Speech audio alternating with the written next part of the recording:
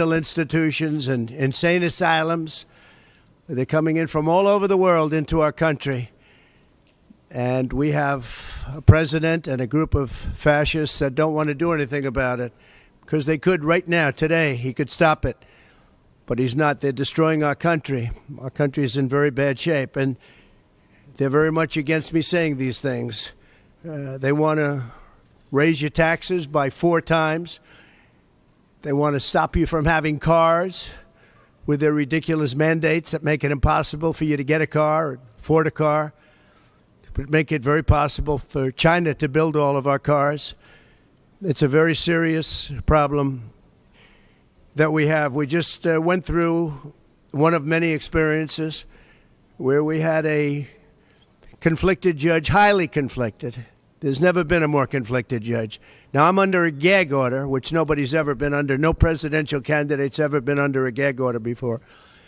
I'm under a gag order, nasty gag order, where I've had to pay thousands of dollars in penalties and fines and was threatened with jail. Think of it. I'm the leading candidate. I'm leading Biden by a lot, and I'm leading the Republicans to the point where that's over. So I'm the leading person for president, and I'm under a gag order by a man that can't put 2 sentences together, given by a court. And they are in total conjunction with the White House and the DOJ, just so you understand. This is all done by Biden and his people. Maybe his people more importantly. I don't know if Biden knows too much about it, because I don't know if he knows about anything. But he's nevertheless the president, so we have to use his name. And this is done by Washington, and nobody's ever seen anything like it. So we have a judge who's highly conflicted. You know what the confliction is. Nobody wants to write about it, and I'm not allowed to talk about it. If I do, he said, I get put in jail. So we'll play that game a little bit longer. We won't talk about it, but you're allowed to talk about it. I hope you do, because there's never been anybody so conflicted as this.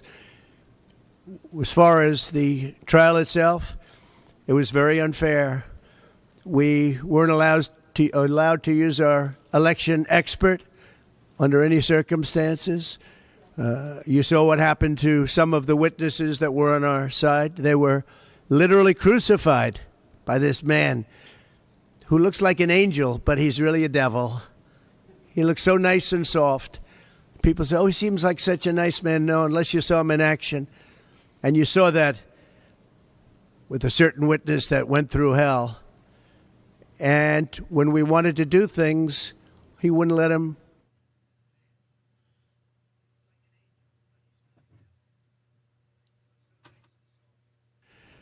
It was a rigged trial. We wanted a venue change where we could have a fair trial. We didn't get it. We wanted a judge change. We wanted a judge that wasn't conflicted. And obviously he didn't do that. Nobody's ever seen anything like it. We had a DA who is a failed DA. Crime is rampant in New York, violent crime. That's what he's really supposed to be looking at. Crime is rampant in New York. Yesterday in McDonald's, you had a man hitting him up with machetes, a machete. Whoever can imagine even a machete being wielded in a store, in a place where they're eating, and he's going rampant. And Bragg is down watching a trial on what they call crimes. They're falsifying business records. That sounds so bad. To me, it sounds very bad. You know, it's only a misdemeanor, but to me, it sounds so bad. When they say falsifying business, that's a bad thing for me. I've never had that before. I'm falsifying. You know what falsifying business records is? In the first degree. They say falsifying business records. Sounds so good, right? It means that legal expense. I paid a lawyer, totally legal. I paid a lawyer a legal expense. And a bookkeeper, without any knowledge from me, correctly marked it down in the books. A very professional woman, highly respected. She testified. Marked it down in the books as a legal expense. So a legal expense, paid a lawyer, is a legal expense in the books. It's not sheetrock, construction, or any other thing. It's a legal expense. Think of that. This is what the falsification of business records were. And I said, what else are you going to call it? What else are you going to call it? Now, I would have testified. I wanted to testify. The theory is you never testify, because as soon as you testify, anybody, if it were George Washington, don't testify, because they'll get you on something that you said slightly wrong, and then they sue you for perjury. But I didn't care about that. I wanted to. But the judge allowed them to go into everything that I was ever involved in, not this case, everything that I was ever involved in, which is a first. In other words, you could go into every single thing that I ever did. Was he a bad boy here? Was he a bad boy there? And my lawyer said, what do you need to go through? And all you wanted to do is testify simply on this case. Because I would have loved to have testified. To this day, I would have liked to have testified. But you would have said something out of whack, like it was a beautiful sunny day and it was actually raining out. And I very much appreciate the big crowd of people outside. That's incredible what's happening. The level of support has been incredible. So the whole thing is legal expense was marked down as legal expense. Think of it. This is the crime that I committed, that I'm supposed to go to jail for 187 years for. When you have violent crime all over this city at levels that nobody's ever seen before, where you have businesses leaving, and businesses are leaving because of this, because heads of businesses say, man, we don't want to get involved with that. I could go through the books of any business person in this city, and I could find things that in theory, I guess, let's indict him, let's destroy his life. But I'm out there, and I don't mind being out there, because I'm doing something for this country, and I'm doing something for our Constitution. It's very important, far beyond me. And this can't be allowed to happen to other presidents. It should never be allowed to happen in the future. But this is far beyond me. This is bigger than Trump. This is bigger than me. This is bigger than my presidency. And the people understand it, because I just see a poll just came out, the Daily Mail. That was the first one, came out, was done last night right after the verdict, where I'm up 6 points. 6 points from what we already were. We were leading fairly substantially. We're up 6 points in the Daily Mail poll. Now, maybe other polls come out and it says something differently. But a lot of people have predicted it, because the public understands, and they understand what's going on. This is a scam. There's a rigged trial. It shouldn't have been in that venue. We shouldn't have had that judge. He should have allowed us to have an election expert. We had the best expert, most respected expert, head of the Federal Elections Commission. He was all set to testify. He was waiting for 2 days. And when it was his turn, Bragg's people protested, and the judge knocked him out, said you can't testify. He actually said you can't testify for anything having to do with the trial. You can say what the federal elections is. Well, that doesn't help. Everybody knows that. But you can't testify. So essentially, he wasn't able to testify. Other people weren't able to testify. But with these people, they were able to use people salacious. By the way, and nothing ever happened. There was no anything. Nothing ever happened, and they know it. But they were as salacious as they could be, and it had nothing to do with the case, but it had to do with politics. And do you notice the timing? The timing was perfect. This case was dead. It was dropped by every agency, every governmental board. It was dropped by the highly respected Southern District. They said, no, there's no case here.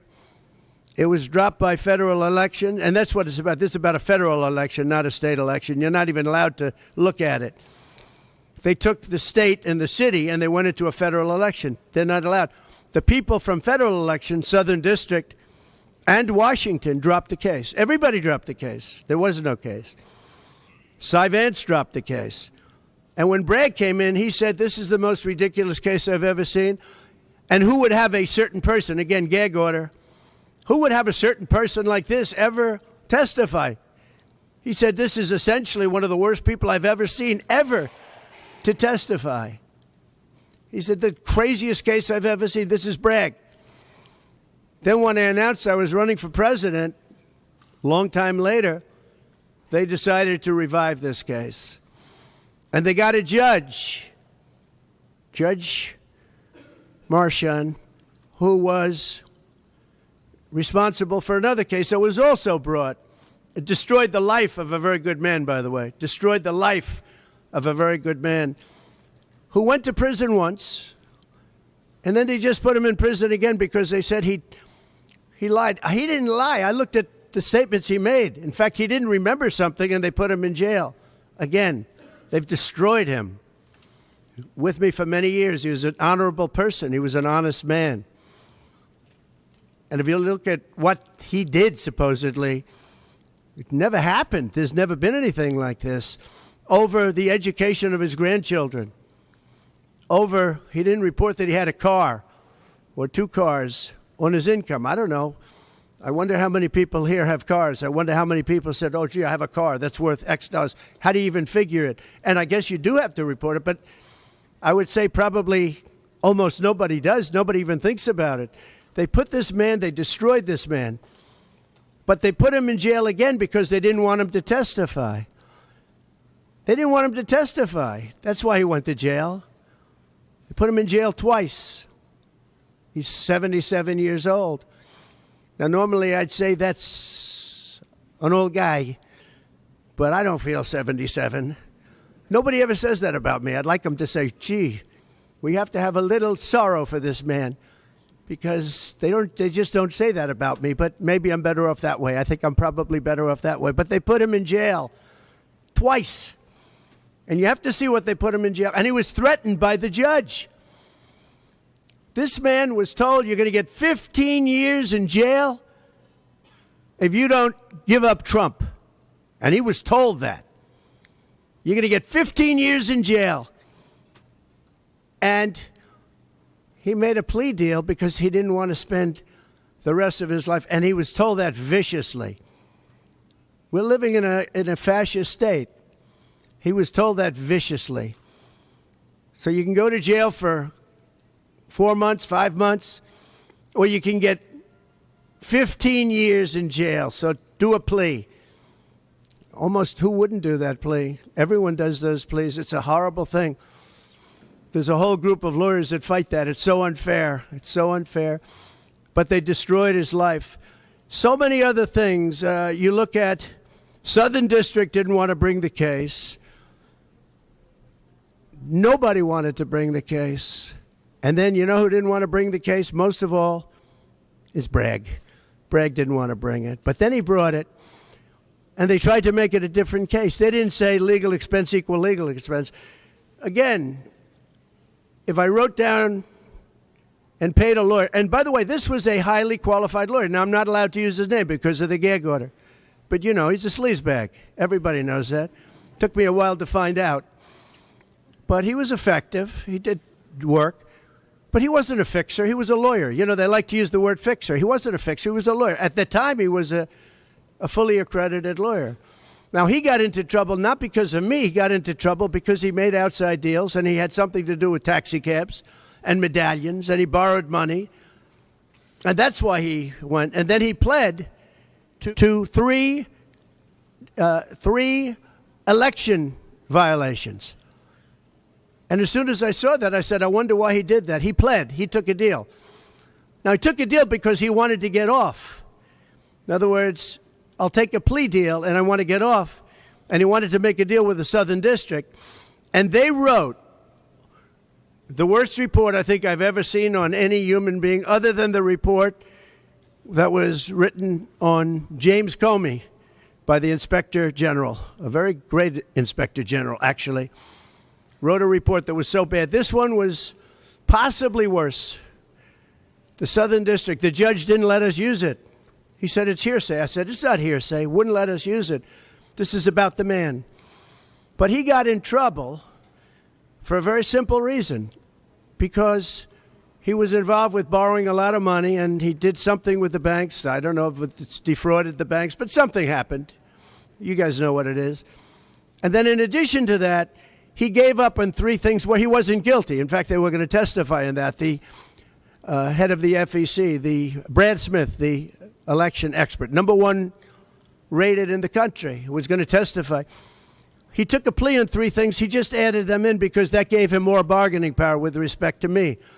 But the three things that he pled on, having to do with the election and having to do essentially a little bit with me, they weren't crimes. They weren't crimes. Nor is paying money under an NDA. So we have an NDA, non-disclosure agreement. It's a big deal, a non-disclosure agreement. Totally honorable, totally good, totally accepted. Everybody has them.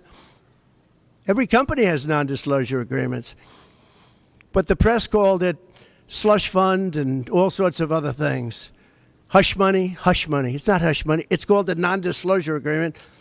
And most of the people in this room have a non-disclosure agreement with their company. It's a disgrace. So it's not hush money. It's a non-disclosure agreement, totally legal, totally common. Everyone has it. And what happened is he signed a non-disclosure agreement with this person, I guess other people, but it's totally honest. You're allowed to make the payment. You don't have to make it. You can make it any way you want. It's a non-disclosure agreement. And he signed that. And there was nothing wrong with signing it.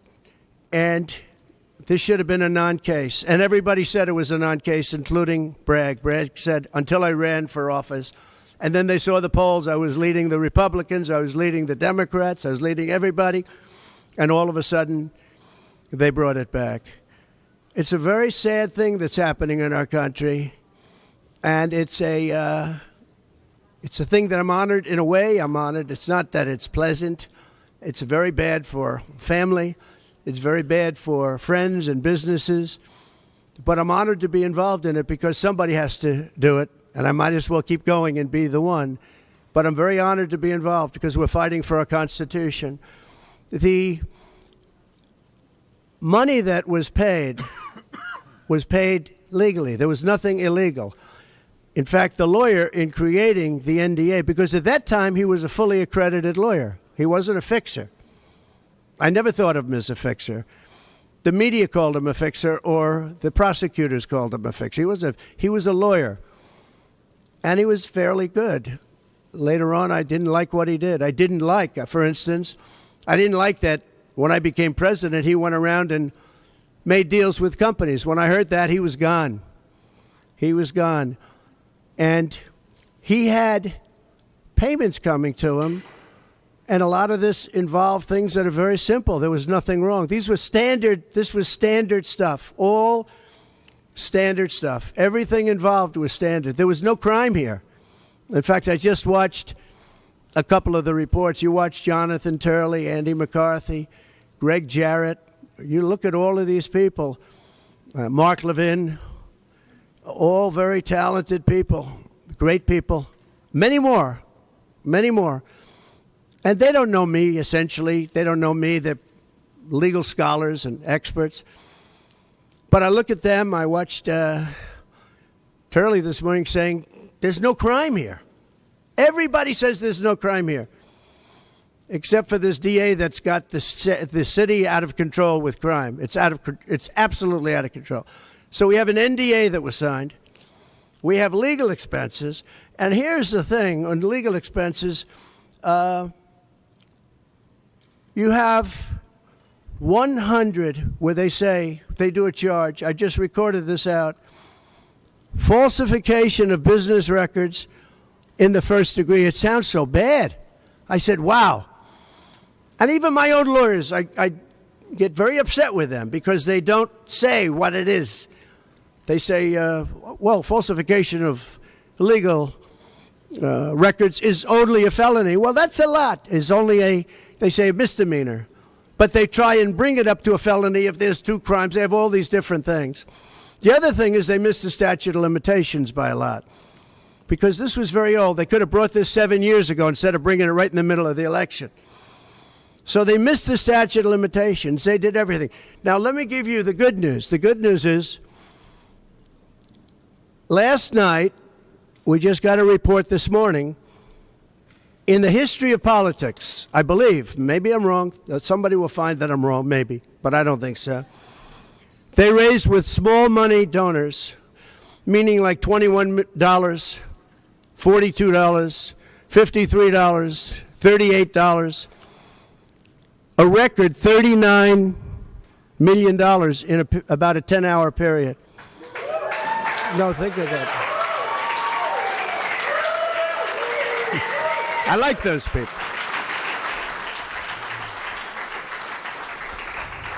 Because so far, I guess it's backfiring. Now, I don't know. I'd rather not have it happen. I don't want to have it backfiring. I don't want to win this thing legitimately, not because they were stupid and did things that they shouldn't be doing. They shouldn't have brought this case. They were saying it this morning. This is a case that should not have been brought. I watched Andy McCarthy say this is a case that should not have been brought. And that was this morning. But they all say that. Every legal scholar has said it. And these are great people. They really understand the law. The other thing, a poll just came out. The first poll, I don't know, maybe others will be bad. But a poll just came out a little while ago. The Daily Mail. Does anybody read the Daily Mail? It's very good. They have a good poll. At least I like it today. And the Daily Mail just came out with a poll. And it has Trump up 6 points in the last 12 hours. 6 points. 6 points since this happened. Who thought this could happen? Because the people of our country know it's a hoax. They know it's a hoax. They get it. You know, they're really smart, and it's really something. So we're going to be appealing this scam. We're going to be appealing it on many different things. He wouldn't allow us to have witnesses. He wouldn't allow us to talk. He wouldn't allow us to do anything. The judge was a tyrant. And you got to see that with Bob Costello, a fine man. I've never seen anything like it, and neither has anybody that was in that courthouse where he demanded that the courthouse be cleared. Now, the good news is most of the people in the courthouse were the media. And anybody that was in the media, if you're fair, you'll say, wow, that was anger. That was crazed. He was crazed. And the reason that Bob Costello acted a little bit upset, which I think he has a right to, was that every question he was being asked was being objected to by the other side and sustained by the judge. Sustained. I think he did it many times. I don't know what the number, many times. Even I was sitting there saying, and these were basic questions. And I never saw anybody treated that way by a judge. And I've been treated very badly by two other judges also, because it's all the same thing. And it all comes out of the White House. Crooked Joe Biden, the worst president in the history of our country. He's the worst president in the history of our country. The most incompetent. He's the dumbest president we've ever had. He's the dumbest president, most incompetent president, and he's the most dishonest president we've ever had. And so many of he's a Manchurian candidate. You take a look at the way he treats China, Russia, so many others. You know, I ended the Russian pipeline. It was dead. He comes in and he approves it. And he gets $3.5 million, meaning $3.5 million is paid to the family, his family, from the mayor of Moscow's wife. And I said, where did that come from? Nobody wants to talk about it. But he's a very big danger to our country.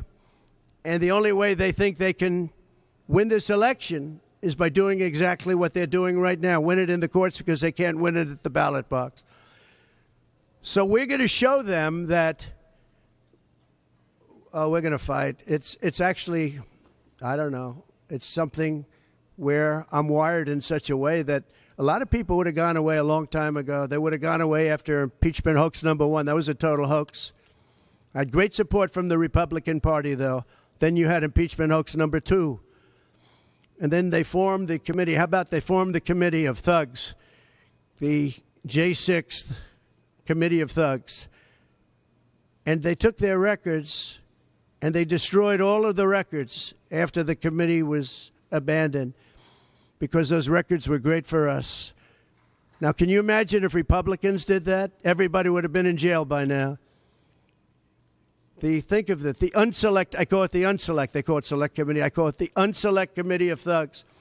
They meet, it's 100% Democrat and 2 past Republicans that are no longer Republicans, that are no longer in business anymore, thank you. But it was all Democrats and 2 wayward Republicans. Liz Cheney, and crying Adam Kinzinger. He cries every time he goes on television. He's the most emotional human being I think I've ever seen. And that was our representatives. These two people were our rep.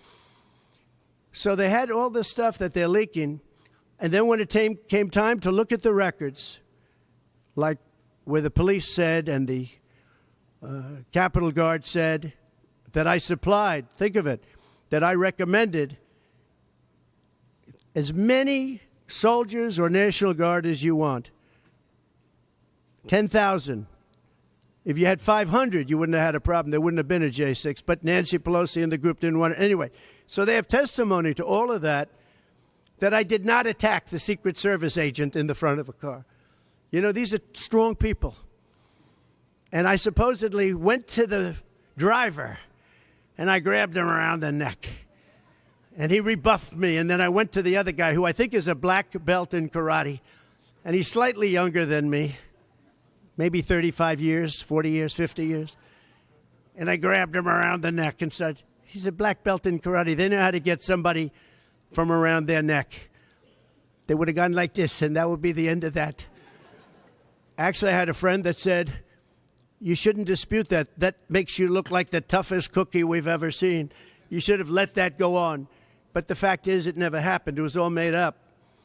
And that was proven to be made up. It proved to be a false story. And they deleted and destroyed all of that information, every ounce of it. We're dealing with a corrupt government. We have a corrupt country. Our elections are corrupt. Our borders are open. Our borders are going to be closed very soon. November 5th is going to be the most important day in the history of our country. Now, when I say that, because my people are always saying, do this, because we're fighting for America, DonaldJTrump.com. I hope everybody watching right now, DonaldJTrump.com, because it really makes a difference. They have a lot of money on the other side. I don't know where they get it. Nobody knows where they get it. But for some reason, they get money. But they're not on the side of our country. In many ways, I think they hate our country. Who on earth can want open borders where people are allowed to pour in from countries unknown, from places unknown, from languages that we haven't even heard of? We have people sitting in schools with languages where very few people have ever even heard of these languages. It's not like Spanish or French or Russian. Languages unknown. We have people coming from corners of the globe, and many of them are not good people. Many terrorists, record levels of terrorism, record levels of terrorists have come into our country. Record. They've never seen anything like it. You know, there was a report that in 2019, I don't believe this, by the way, the media gave it, and it was good for me, believe it or not. They said in 2019, there were no terrorists recorded that came into our country. I don't believe that. I don't think that's possible. But 2019 was a Trump year. I don't believe that that could be possible. But they said no terrorists came into our country. So let's say it was close. Let's say it was close. But now record levels of terrorists, record levels, the highest level we've ever seen of terrorists, are pouring into our country. You have China with, just in the last few months, 29,000 people came in, and I looked at them on a line, and they look like perfect soldiers. They're almost all male, from 19 to 25. It looks like a recruiting exercise. They have beautiful tents. They have propane stoves. They have cell phones, the best you can buy. I said, what's going on? It looks like they're building an army right in our country. Now, I don't think that would happen, right? We're losing our country. And I really think that this is an event, what took place yesterday with this judge. Look, we have conflicted, but he's a crooked judge, and you'll understand that. And I say that knowing that it's very dangerous for me to say that, and I don't mind, because I'm willing to do whatever I have to do to save our country and to save our Constitution. I don't mind.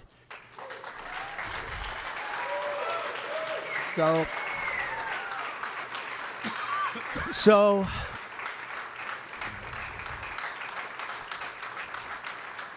Thank you. So we will continue the fight. We're going to make America great again. Very simple. When people fight MAGA, they say, we're going to fight. I watch Biden. We're going to fight MAGA. We're going to stop MAGA. It's make America great again.